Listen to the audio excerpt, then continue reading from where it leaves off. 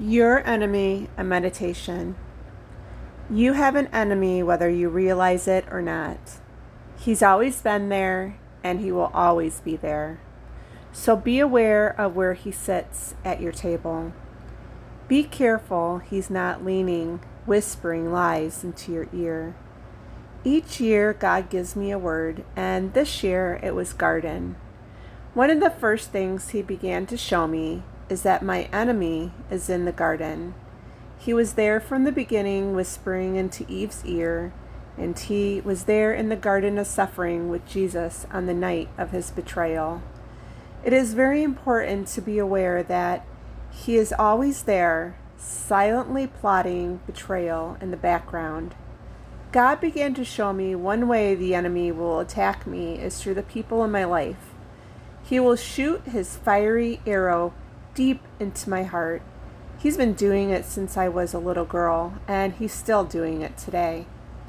During this time, God pulled back the veil and showed me that my heart had arrows lodged deep into the chambers of it from years of trauma and abuse.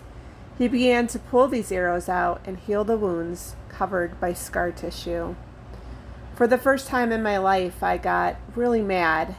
I had been sometimes since Jesus had come into my heart, and I began to wake up and come alive. I come to love this heart. And when I realized all the damage done by these arrows, I was determined not to let his arrows take my heart down again. The movie Braveheart brought this to life for me. The scene opens, good on one side, evil on the other. War was about to break out. Silence and fear filled the air. For a moment, no one could breathe. The enemy had approached, and the archers aimed high. All their arrows flew up into the air. It was a dance of destruction. Beautifully deceptive, they fell onto Wallace's gallant friends. But suddenly, they gathered down low together as one, shields covering flesh, and the arrows fell, one after one. But the gallant men were protected by their shields of one. Individually they may have been struck, but together they were protected. Each and every day your enemy, the great archer, is just waiting to aim at your heart. He will do whatever he has to do, and he will use whoever he has to use to kill and destroy your heart. All he wants is your heart. So turn to Jesus and the gallant friends he's placed in your life. Ask him to restore and heal your heart from all the arrows of the night.